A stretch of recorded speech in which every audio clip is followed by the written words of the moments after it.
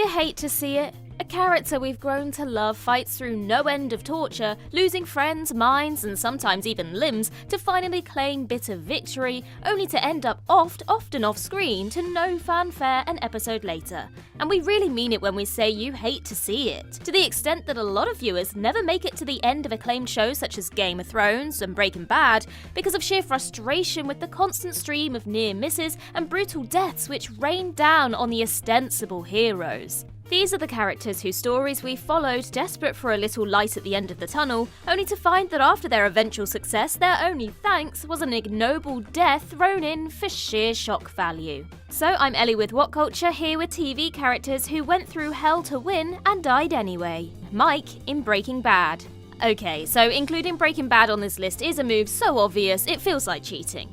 The show made a twisted point of ensuring viewers were invested in characters both heroic and villainous, only to off them in underwhelming circumstances every other week, as if attempting to prove that subversions can be as frustrating as they are sometimes fun. However, no character got it in the neck, figuratively or literally, as badly as Mike in Breaking Bad. After 3 seasons of fraught collaboration with Jesse and Walt, it seemed as if Mike would finally be able to sell his shares in the pair's meth production operation, give the proceeds to his granddaughter, and escape the whole mess unscathed. Until Walt intercepted said cash and pulled a gun on Mike, threatening to off him unless he named his in-prison associates so Walt could tie up loose ends. Of course, this being Breaking Bad, it was only after firing that Walt remembered he could have just quizzed their mutual acquaintance, leaving Mike to plead that the murderous sad sack leave him to die in peace. Film and TV is cool, but you know what else is cool? Protecting your privacy online. Scan the QR code or click the link in the description and get up to 76% off a 2-year NordVPN plan, plus 3 months free if you sign up today. I'd make that deal. Damn good deal. Rickon in Game of Thrones. Oh, Rickon. Everyone's least favourite Stark may be the best example in the entire Game of Thrones universe of a truly pointless death. And for a show as long-running and unforgiving as the HBO mega hit, that's quite an achievement. At various points in the show's first 6 seasons, Rickon graduated from oblivious kid to inept but caring protector of his older brother Bran. And then he spends an entire 2 seasons attempting to reach the Umbers, a house who are theoretically loyal to his late father. He lays low for a while, remaining unseen for quite some time, before reappearing in the penultimate episode of Season 6. It appears the long journey to the Umbers was all for naught, as it merely drove Rickon into the hands of Ramsay Bolton, the show's worst psycho. Ramsay drags the youngest Stark out onto the battlefield for an explosive start to the long-awaited Battle of the Bastards, and sends an arrow straight through the poor blighter a few seconds before he would have reached his older half-brother Jon Snow. Unlike Jon, his kid brother doesn't warrant a resurrection, and so his long journey ends with a PSA teaching all of us the importance of zigzagging when avoiding projectiles. Bill in True Blood. True Blood was the R-rated HBO response to mega franchise Twilight, which revelled in both explicit sex and gruesome gore, but at its core was a romantic love story as sweet as anything from the tweenage phenomenon. When the series debuted in 2008, we were introduced to smooth-talking, good-hearted vampire Bill Compton, and also his love interest, the telepathic fairy Miss Stackhouse. With an intense chemistry between its leads, surely the show would end with the pair together despite the endless obstacles, human, vampire, demon, fairy and otherwise, which came between them. Right? Sure. Or Bill could end up becoming the Vampire King, his greatest ambition, and still eventually become infected by an awkward AIDS metaphor prompting his eventual suicide. Yeah, this was a weird show. Carl in The Walking Dead. Famously optimistic and cheery, The Walking Dead is not, but the critically beloved first season did manage to tread carefully and maintain the balance between thrills and the grim, realistic, nihilistic streak of the source material. Later seasons, less so, if the declining viewership and rapidly increasing gore quotient are anything to go by. Come season 2, and the show became an increasingly sluggish affair, bleaker with each passing season and seemingly committed to offing anyone remotely likeable. The low point for many viewers was the ultra-violent death of Glenn in the opening episode of Season 7 at the hands of Negan, a shocking spectacle which pushed the boundaries of television violence as well as the patience of viewers. But the character who made this list is young Carl, the son of and sole source of moral redemption for protagonist Rick Grimes.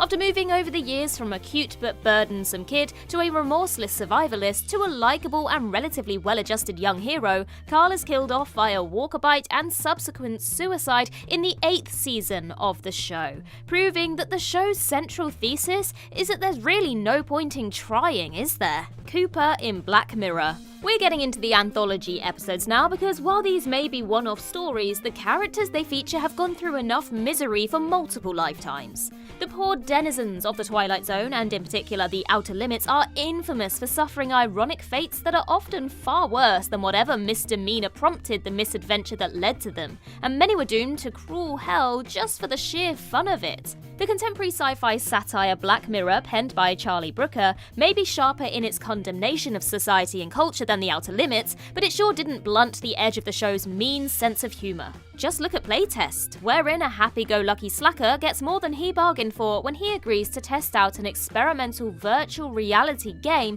for a shadowy uber-rich developer. What follows is a nightmarish odyssey which delves deep into his subconscious as his worst memories and fears come to life in the form of disformed spider monsters, a creaky haunted house, and a murderous version of a former lover. The episode culminates in his scraped-by survival and ends with him reunited with his ailing mother.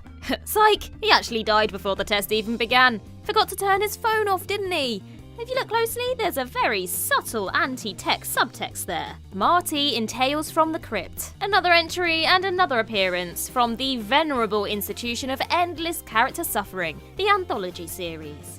There really is no end to the torture writers can put the one-off stars of anthology episodes through, as the audience know they won't be appearing again, and therefore can be offed as messily as the creators feel like without sacrificing narrative momentum. To this end, an episode of Tales from the Crypt sees a pair of brothers, both surgeons, playing a long-running set of pranks on one another which get more than a little out of hand, to say the least. First off, there's the dumb med school prank which gives one brother, Carl, a heart attack, a reaction which you would think might discourage this family from further shenanigans. But alas, shenanigans continue unabated, and Carl retaliates years later by drugging his brother Marty and pretending to perform an entire autopsy on him whilst he's alive and awake but paralysed. It's a pretty savage prank by any metric, and no doubt Marty would have had some years of therapy ahead of him to undo the autopsy room 4-style ordeal he's been put through. Or at least he would have if he didn't promptly have a heart attack, leading his brother to declare him dead and go through with the real autopsy,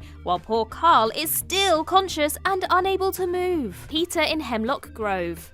Poor Peter. Just like True Blood before it, Hemlock Grove made a point from its opening episodes to distinguish itself from the then dwindling but once massive Twilight franchise by showcasing an impressive amount of sex and gory violence. This element was rarely better embodied than in Peter's pointless sacrifice, which made for impressive makeup effects and little else in storytelling terms. See, series protagonist Peter realizes before his climactic face-off with Vargolf Christina that he's going to have to do more than fight. As the man himself puts it, the price of this turn will be his human face. And it's a price he pays, with the Vargolf version of his murderous nemesis eating his face, after he was kind enough to coat it in bacon grease to coax her.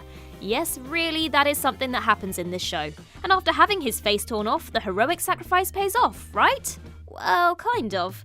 Inasmuch as Christina is eventually defeated and Peter does revert to human form, face thankfully intact, but the maneuver still costs him his life and it isn't actually enough to stop Christina. Instead, she's offed by Shelley, who in turn is shot by the sheriff, rendering Peter's not inconsiderable contribution of having his face mauled off pretty much irrelevant. Lieutenant Blake in MASH. This may be the most famous or infamous moment on this list, depending on your perspective, and it's one that still holds a place in the annals of television history. Where many of the entries on here fell victim to melodramatic plot machinations which aimed for tragedy but fell flat upon execution, and others aimed for dark comedy in their pointless demises, MASH had another more poignant reason to kill off a character despite their heroic efforts. For all of its warmth, this show is ultimately an anti-war text, and one committed to highlighting the pointless brutality and inhumanity of conflict. It's a metaphor rendered more pointed by the fact that the show aired as the Vietnam War drew to a close, and this makes this death all the more understandable, if no less devastating. After years of service, Lieutenant Blake is finally granted an honourable discharge, prompting him to say his goodbyes to Hawkeye, Radar and the rest of the camp as he excitedly calls his wife and family at home.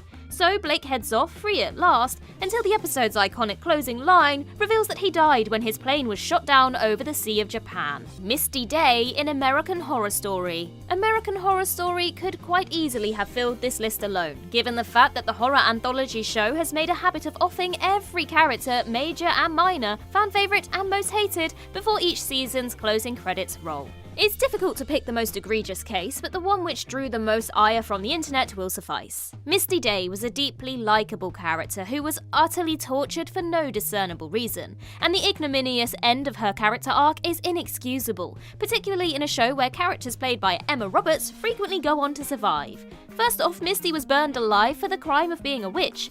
Luckily, she was, as accused, a witch and as such survived to tell the tale, but she's nonetheless isolated from the world, only to be buried alive and die of starvation when integrated into the titular coven. But she's resurrected, and ends up in her own personal hell, dissecting a frog on an eternal loop because she can't pass some wizarding test or something. I don't know, it got a bit weird. Candace in You. If ever there were a lesson in not relying on the power of sisterhood, Candace's brutal fate in You's second season has to qualify. The presumed dead ex-girlfriend of the show's psychotic protagonist, Candace is revealed to have been buried alive after a few cryptic references to her moving to Italy once she cheated on former Gossip Girl and current Patrick Bateman wannabe, Joe. Unfortunately for him, Candace very much survived as more than just a figure haunting his troubled mind, and she's out for ambitious revenge against the psycho killer. Thus begins a season-long game of cat and mouse as Candace digs herself up, digs up the dirt necessary to prove Joe is the dangerous killer she knows him to be, integrates herself into his social circle over the course of some months, gets closer to the people he's close to, and finally has enough evidence to bring him to justice. Time to pull the trigger and end this guy, right? Right? Well, or, and hear me out here, why not bring his girlfriend down to the inescapable subterranean lair you've got him trapped in and tell her everything? After all, she can't possibly be as crazy as him, right? Well, I guess some characters are best left buried, it would appear.